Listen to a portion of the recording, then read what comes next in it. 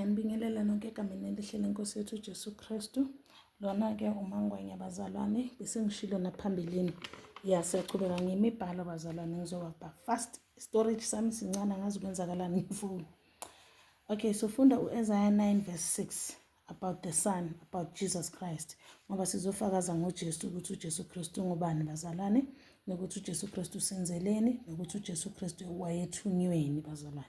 So Isaiah 9 verse 6, for unto us the child is born, unto us a son is given, and the government shall be upon his shoulder.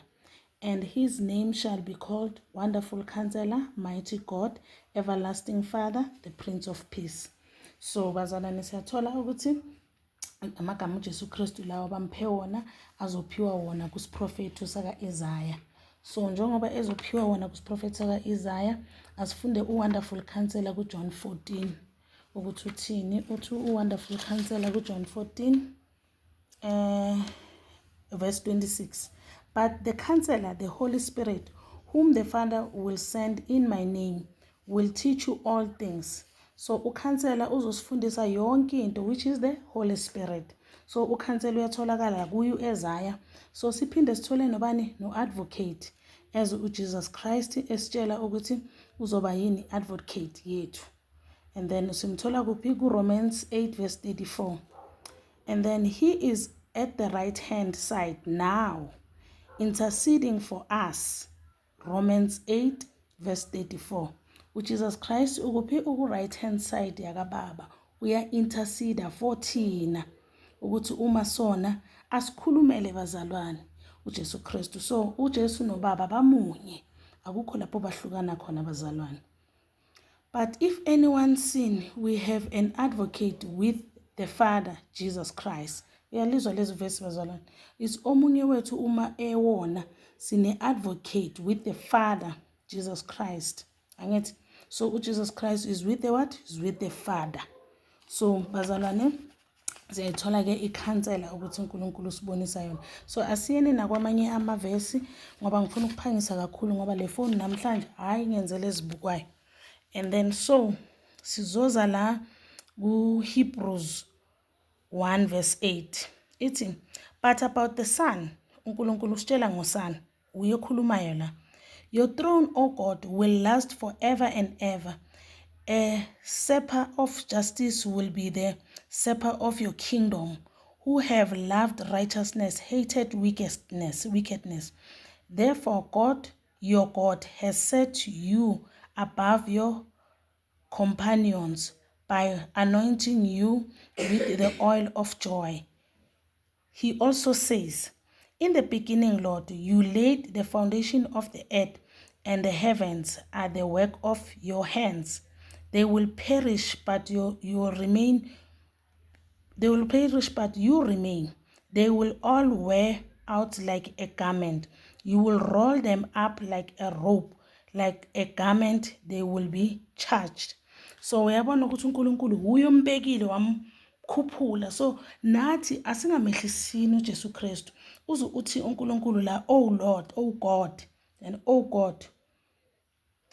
Uthi your throne, oh God. Umbiza God. Ubiza uJesus Christ God. So abantu mabeloko besibuza ukuthi why siloko sithi uJesus Christ uGod, uGod. Imibhalo bazalwane, imibhalo iyefakaza ngoJesu Kristu about being God, not ukuthi yithi esivele sathi hayi uJesus Christ uGod. So sizofunda nomunye umbhalo, okay, ku Revelation bazalwane, Revelation 1 verse 8. Uthi uJohn, khuluma uJohn ke la ofakaza ngoJesu Kristu. I am the Alpha and the Omega, says the Lord God, who is and who was and who is to come, the Almighty. Uyambona lo ya Almighty lo yawa ku Isaiah 9 verse 6.